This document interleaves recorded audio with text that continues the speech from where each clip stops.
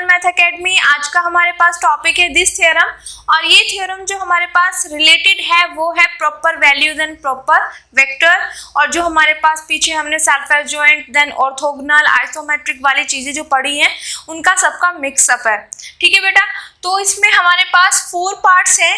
तो सबसे पहले हम इसकी जो थ्योरम है वो पढ़ लेते हैं, फिर 1 बाय 1 इसका एक एक पार्ट्स उठाएंगे, उसको समझेंगे, देन उसका प्रूफ करेंगे। क्लियर बेटा? तो अब देखते हैं क्या है ये theorem. Let mu be a proper value for T. अब यहाँ पे जो म्यू है वो प्रॉपर वैल्यू है फॉर टी, तो यहाँ पे डेफिनेशन जब हम इसका प्रूफ करेंगे तो डेफिनेशन किसकी आएगी? प्रॉपर वैल्यू के अकॉर्डिंग, कि जब कोई भी म्यू जो स्केलर है अगर वो प्रॉपर वैल्यू बनता है फॉर टी किसी ऑपरेटर के लिए तो क्या होता है। क्लियर? देन फर्स्ट पार्ट मुझे प्रूफ करना है कि जो ये मेरे पास प्रॉपर वैल्यू में बोल रही हूँ इसका जो मोड है वो लेस देन इक्वल टू होगा नॉर्म ऑफ टी इस ऑपरेटर के। This is the first part. Second part क्या होगा कि जो ये मेरे पास टी है अगर ये ऑपरेटर सेल्फ एडजॉइंट हो जाए तो मेरे पास जो प्रॉपर वैल्यू है ये क्या हो जाए? Real. This is the second part. बात समझ आई? फर्स्ट पार्ट क्या है कि जो प्रॉपर वैल्यू है उसका mod less than equal to norm of T होना चाहिए। सेकेंड पार्ट है कि अगर मेरे पास ये ऑपरेटर सेल्फ एडजॉइंट हो जाए, ये ध्यान रखना क्योंकि आगे ये यूज होगा। अगर कहीं पे भी मेरे पास ऑपरेटर सेल्फ एडजॉइंट हो जाए तो वहां पे जो प्रॉपर वैल्यू मेरे पास होगी वो क्या होगी बेटा? रियल। इतना क्लियर बेटा? देन थर्ड मेरे पास क्या है? If T is self adjoint है देन द आइगन वेक्टर्स क्योंकि प्रॉपर वेक्टर ये तो होते हैं तो उनको हम दूसरा नाम क्या देते हैं? Eigen vector, eigen value. ठीक है, latent vector then characteristic vector.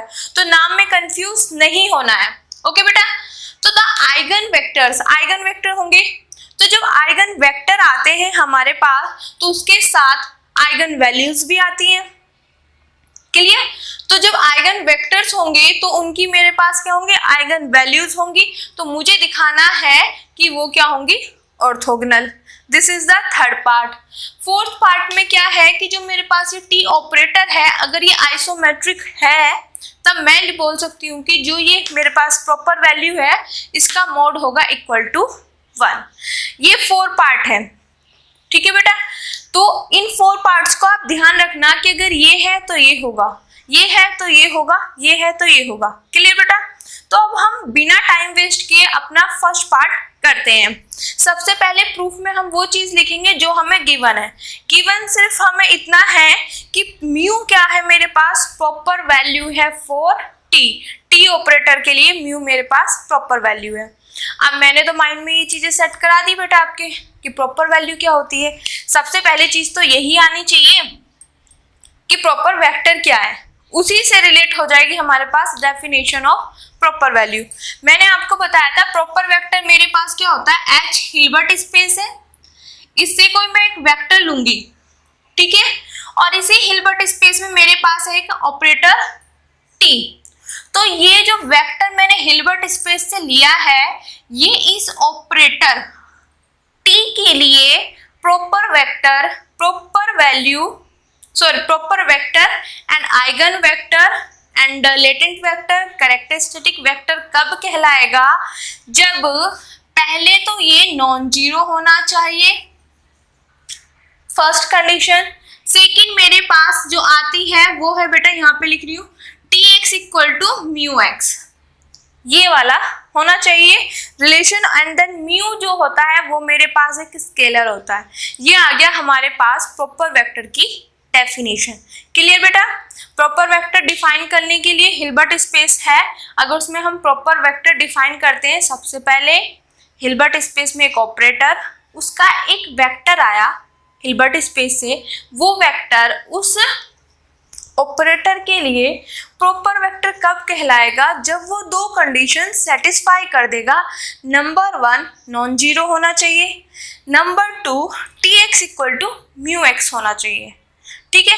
तो प्रॉपर वेक्टर की डेफिनेशन से ही मेरे माइंड में ये चीज सेट हो गया, non zero Tx equal to mu x. अब ये तो मेरे पास प्रॉपर वेक्टर है और जो ये स्केलर होगा इसको क्या बोलते हैं? Proper value. इतना क्लियर बेटा। तो यहाँ पे हम mu be a proper value for T, तो म्यू प्रॉपर वैल्यू कब होगी मेरे पास, there exist a non zero vector such that T x equal to mu X. जब मेरे पास प्रॉपर वेक्टर होगा तभी तो मैं प्रॉपर वैल्यू को डिफाइन कर पाऊंगी ना बेटा। इतना क्लियर हो गया।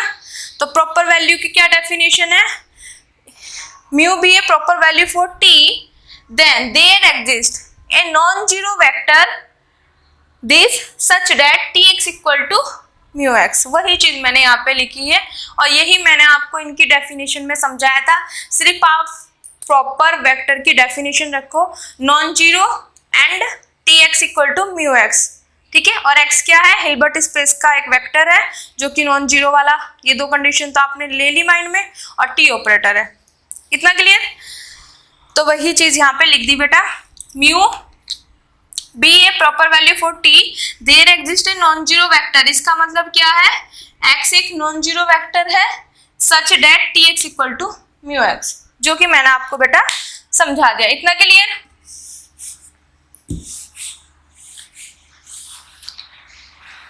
चीजों को ट्रिक से समझो कि प्रॉपर वेक्टर के लिए दो condition, non zero T x equal to mu x, ठीक है। प्रॉपर वैल्यू वहां पे जहां पे प्रॉपर वेक्टर x है तो वहां पे जो स्केलर होगा वो प्रॉपर वैल्यू, तो प्रॉपर वैल्यू के लिए non zero then T x equal to mu x.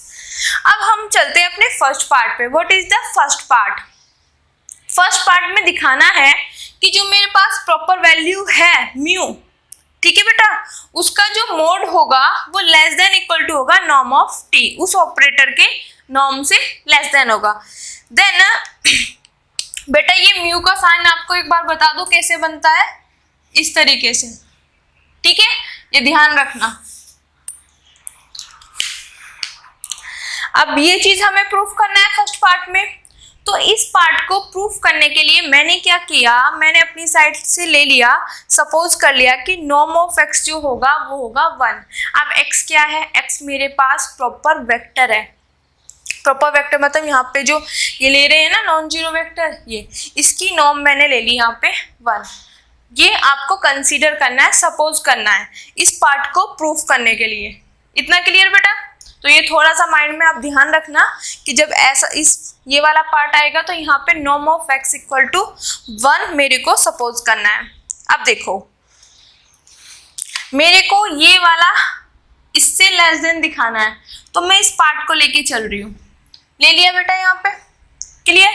अब देखो किसी के भी साथ ये है 2 है, तो 2 के साथ अगर मैं 1 लिख दूं तो इस पे कोई फर्क पड़ेगा नहीं ना।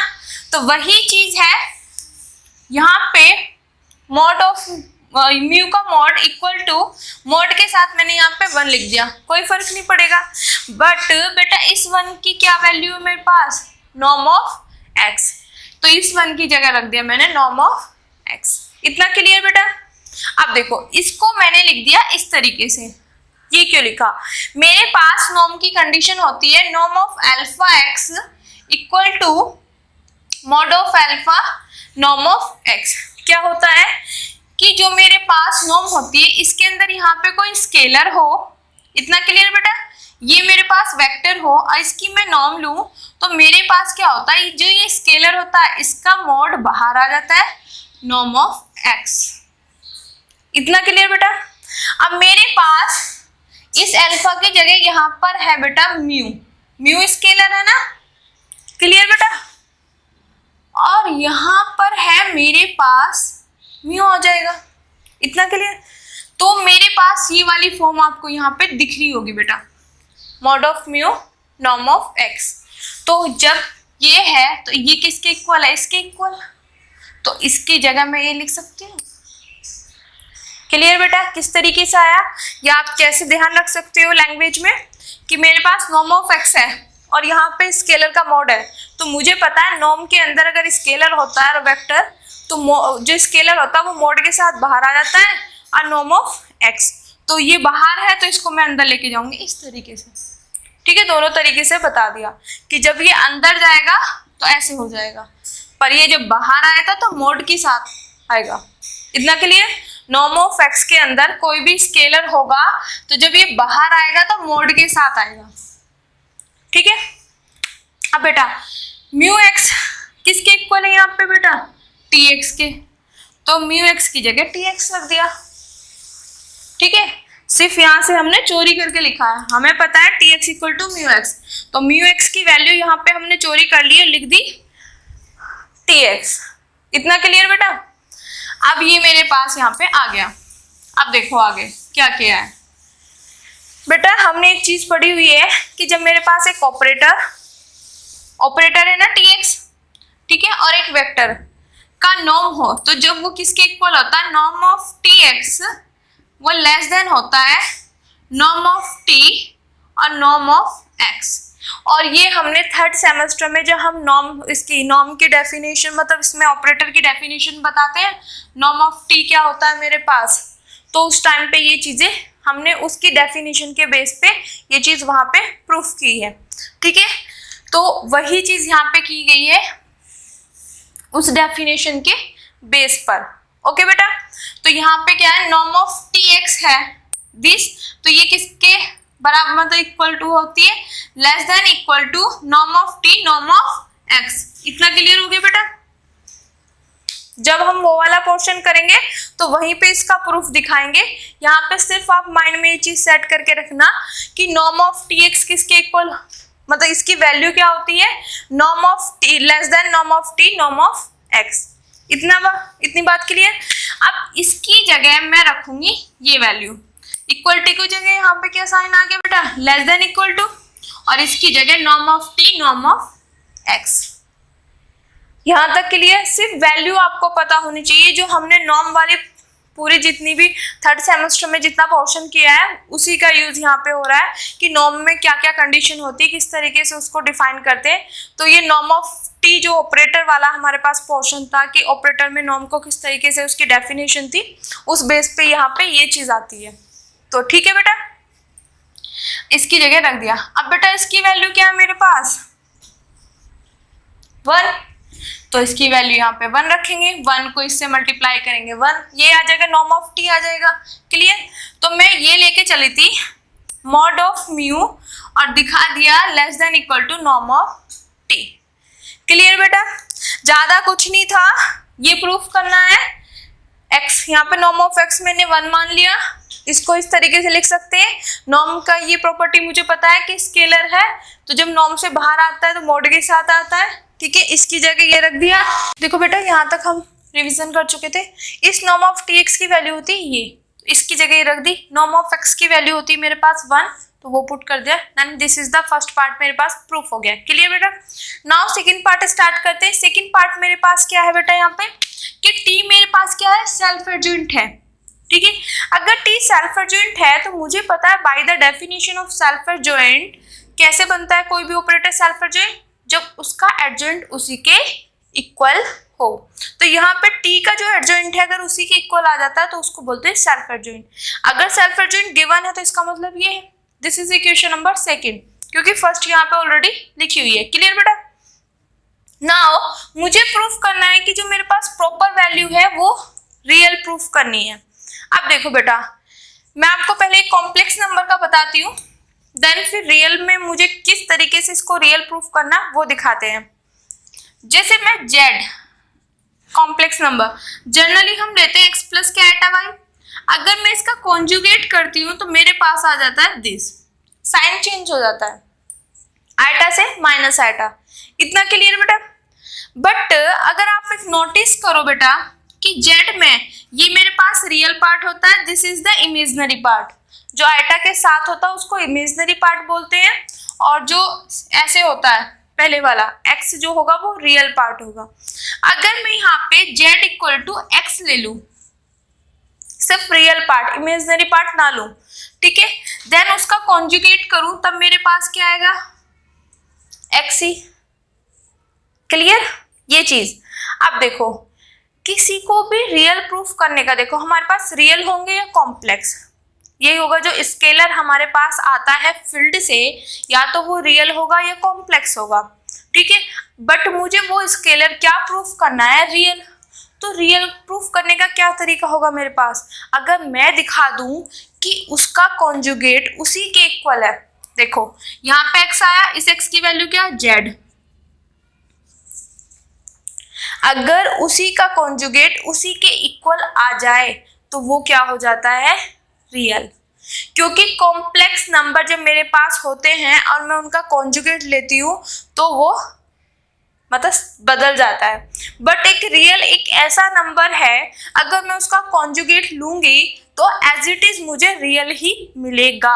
ये तो बताया मैंने जर्नल में। अगर आप बात करो, मेरे पास है 3, 4, 5, अब मुझे क्या लेना है, 3 का कॉन्जुगेट, 4 का कॉन्जुगेट, 5 का कॉन्जुगेट। तो 3 का कॉन्जुगेट मेरे पास क्या आता है बेटा, 3, 4 का 4, 5 का 5। तो आप कोई भी रियल नंबर उठा लो बेटा, कोई भी, सबका कॉन्जुगेट वो नंबर एज इट इज आता है, क्योंकि वो रियल है।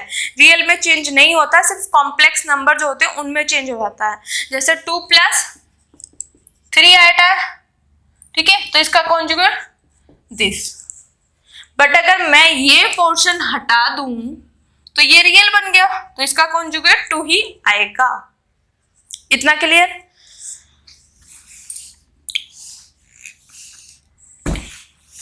तो बेटा जो ये स्केलर है प्रॉपर वैल्यू, इसको मुझे रियल बनाना है, मतलब जो रियल नंबर्स होते हैं वो रियल में होंगे।